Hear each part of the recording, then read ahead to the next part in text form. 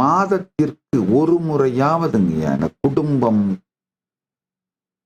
வேலை எல்லாத்தையும் விட்டுட்டு தனியா ஒரு நாள் ஸ்பெண்ட் பண்ணுங்க. உங்க வீட்லயே இருந்தாலும் பரவாயில்ல, இல்ல வேற ஏதாவது ஒரு கோயிலுக்கோ அல்லது மடத்துக்கோ இல்ல ஏதாவது ஒரு தீர்த்த ஸ்தானத்துக்கோ போய் ஸ்பெண்ட் பண்ணால், ஒரு மலைக்கோ திருவண்ணாமலை மாதிரி இல்ல வெள்ளிமலை மாதிரி ஏதாவது ஒரு மலைக்கோ போய் ஸ்பெண்ட் பண்ணா தப்பில்லை. ஆனா என்ன, உங்களுடைய வாழ்விலே தினசரி வருகின்ற எந்த உறவுகளும் நட்பும் கூட இருக்கக்கூடாது.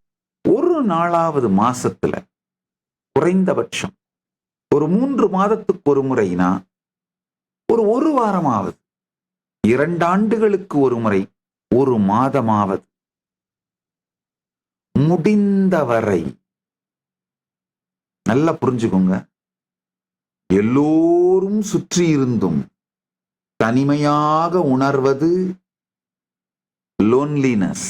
அது மிக கொடுமையான, நேசிக்கப்படாததனால், நேசிக்க தெரியாததனால் அன்பை கொடுக்கவும் அன்பை வாங்கிக் கொள்ளவும் தகுதியோ தைரியமோ அந்த அளவுக்கு உணர்வில் முதிர்ச்சியோ இல்லாததனால் வரும் கொடுமையான நரகம்.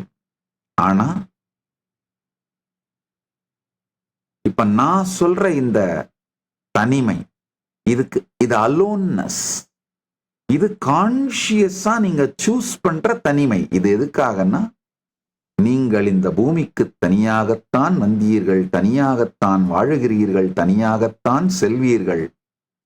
சோ அந்த உங்களுடைய ஸ்வரூபமான அந்த நிர்வாண நிலை தனிமை, அந்த சுகத்தை, அந்த நிலைக்கு உங்களை தயார்படுத்தி உங்களை அந்த இருப்பிலே வைத்துக் கொள்வது.